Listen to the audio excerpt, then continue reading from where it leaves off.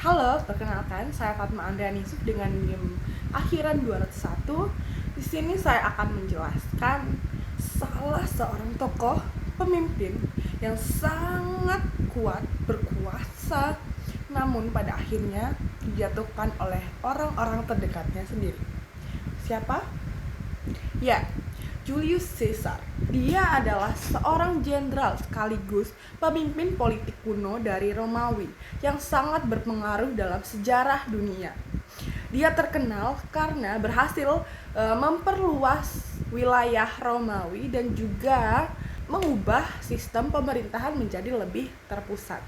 Julius Caesar ini memimpin dengan gaya kepemimpinan otoriter, di mana kepemimpinannya, kekuasaannya terpusat oleh pemimpin, yaitu Julius Caesar sendiri. Komunikasinya, keputusannya hanya ditentukan oleh satu orang saja, satu arah saja. Ya, hanya oleh Julius Caesar saja yang menentukan keputusan itu. Hal ini dapat dilihat dari bagaimana Julius Caesar memimpin pasukannya, menentukan strategi perang, mengatur pergerakan pasukan, menentukan keputusan penting tanpa melibatkan orang banyak. Bawahan pasukan, tentu harus mengikuti perintahnya. Nah, maka dari itu, Julius Caesar ini mempunyai kontrol penuh terhadap pasukan yang dipimpinnya.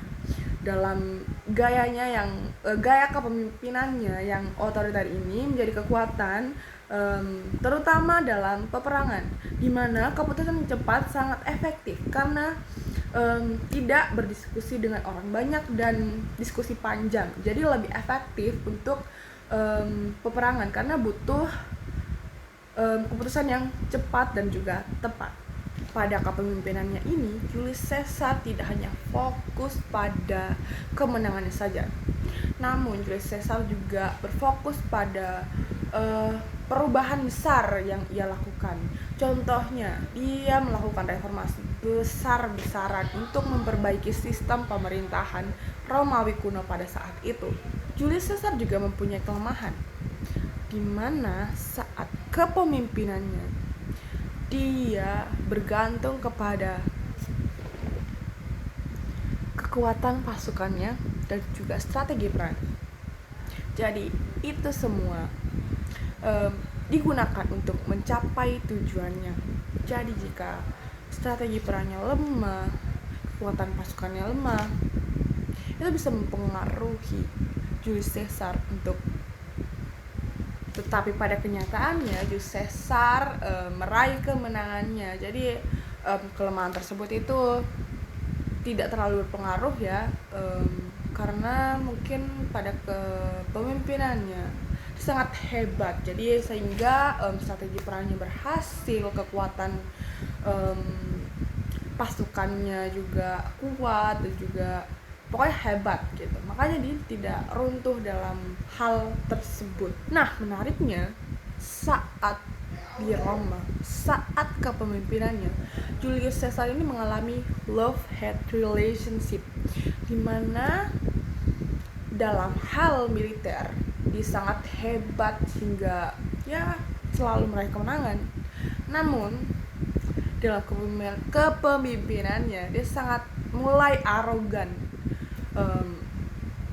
memanfaatkan kewenangannya semena-mena terhadap undang-undang, bahkan dia melanggar undang-undang. Nah, dia juga diangkat diktator seumur hidup.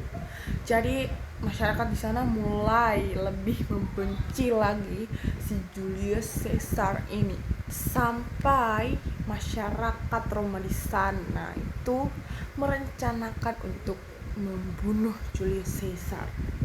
Karena Julius Caesar ini sangat-sangat memanfaatkan kewenangannya, kekuasaannya, bahkan dia berani untuk melanggar undang-undang. Jadi siapa yang tidak membenci orang yang memanfaatkan kekuatan? Nah, karena adanya rencana pembunuhan untuk membunuh Julius Caesar ini terjadi pada saat sidang Senat, di mana Julius Caesar ini ditikam. Setelah ditikam oleh satu orang, disusul lagi banyak orang untuk menikam Julius Caesar, termasuk dirinya sendiri. Sangat tragis. Nah, itu dia adalah sejarah Julius Caesar. Namun yang ingin saya tekankan di sini adalah gaya kepemimpinannya, bagaimana dia memimpin pasukannya, mengambil keputusan dan meraih kemenangan dia. Bagaimana dia mengukir sejarah. Jadi di sini bukan menonjolkan kelemahan dia, kekurangan dia, keburukan dia. Saya hanya ingin menekankan bagaimana cara dia memimpin pasukannya dan mengubah sejarah pada saat itu, pada saat kepemimpinan Julius Caesar ini. Nah, perlu ditekankan lagi di sini, saya bukan mendukung perlakuan Julius Caesar terhadap pasukannya pada saat itu, bukan. Saya sekali lagi menekankan bahwa saya hanya menunjukkan bagaimana Julius Caesar memimpin, gaya kepemimpinannya, bagaimana dia meraih kemenangan pada saat itu. Jadi jangan salah persepsi.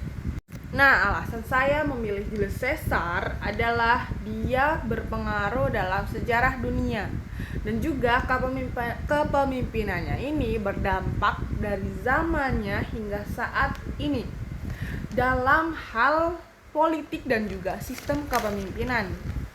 Hal yang bisa dipelajari dalam dalam kisah Julius Caesar ini pada kepemimpinannya, yaitu mengajarkan bahwa pemimpin harus mempunyai keberanian, ketegasan, dan juga kemampuan dalam mengambil keputusan. Namun tentunya dalam kisah Julius Caesar ini yang bisa dapat dipelajari yaitu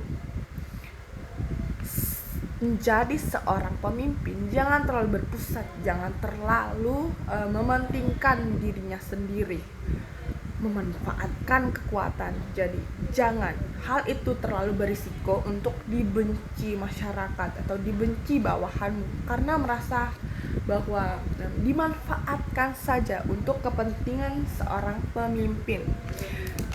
Jadi pelajaran yang kita bisa petik dalam kasus Julius Caesar ini, harusnya seorang pemimpin sudah benar Julius Caesar dalam kepemimpinannya sudah membuat pengaruh besar terhadap sejarah dunia gitu.